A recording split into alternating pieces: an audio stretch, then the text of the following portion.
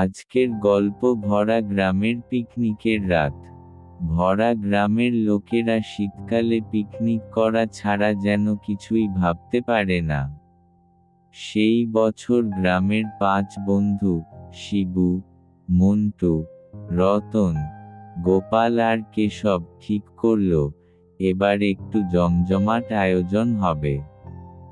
জায়গা বাছা হলো নদীর পাড়ে, পুরনো বটগাছের নিচে।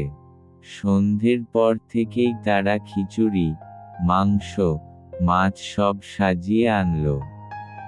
হাঁড়ি চড়লো আগুনে, লণ্ঠন টাঙানো হলো গাছের ডালে। হাসি ঠাট্টা, গানের সুরে জমে উঠল রাত। কিন্তু গ্রামের বৃদ্ধ হরিদাস কাকা তাদের দেখেই বলেছিলেন, শোন বাপু, ওই বটগাছের নিচে রাতে থাকা ভালো না। বহু বছর আগে ওখানেই এক নৌকা ডুবে গিয়েছিল। অনেক মানুষ মরেছিল, এখনো নাকি তাদের আত্মা শান্তি পায়নি। বন্ধুরা হেসেই উড়িয়ে দিল।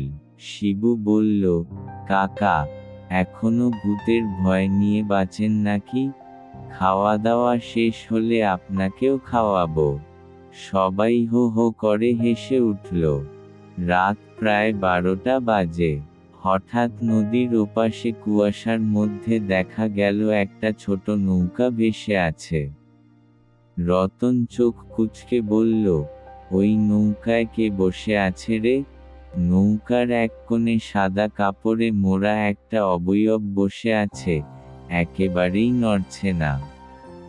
আশ্চর্য, নৌকাটা ধীরে ধীরে তাদের দিকেই এগিয়ে আসছে, অথচ কোনো দাঁড় নেই, কোনো মাঝিও নেই। গোপাল গলায় ভর করে হেসে বলল, আরে বোকা, হয়তো জেলে হবে।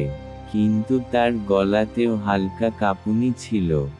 হঠাৎ করে বাতাসের ঝাপটা এলো, আগুন নিভে গেল।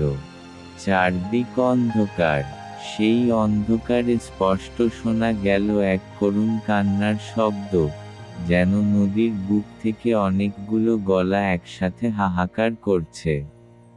মন্টু হাঁড়ির পাশে লণ্ঠন জ্বালাতে গেল, আর তখনই সে চমকে উঠল। হাঁড়ির ঠিক পাশে দাঁড়িয়ে আছে এক অপরিচিত মানুষ। লম্বা শুকনো শরীর, চোখ দুটো লাল হয়ে জ্বলছে। সে মৃদু অথচ ভৌতিক স্বরে বলল, আমাদের শান্তি কেড়ে নিয়েছ, কেন এসেছো এখানে? শিবু চিৎকার করে উঠল, ভাগো রে, এ মানুষ না। তখনই নদীর দিক থেকে শোনা গেল তুমুল জল ছিটানোর শব্দ। সবাই তাকাতেই দেখল, নদীতে সেই ডুবে যাওয়া নৌকার ছায়া ভেসে আছে, আর কয়েকটা হাত ওপরে উঠছে, যেন সাহায্যের জন্য ডাকছে। বন্ধুরা কে কোথায় পড়ল তা বোঝাই গেল না। কেউ খালি পায়, কেউ হাঁড়ি পাতিল ফেলে প্রাণ ভয়ে দৌড় দিল। রাতভর তারা আর ফিরে আসেনি। ভোরবেলা গ্রামের লোকেরা গিয়ে দেখল, হাঁড়ি উল্টে আছে, খাবার ছড়িয়ে আছে, কিন্তু আশেপাশে মানুষের কোনো চিহ্ন নেই। শুধু নদীর জলে তখনও ভেসে আছে একটা খালি নৌকা, ধীরে ধীরে মিলিয়ে যাচ্ছে কুয়াশার মধ্যে।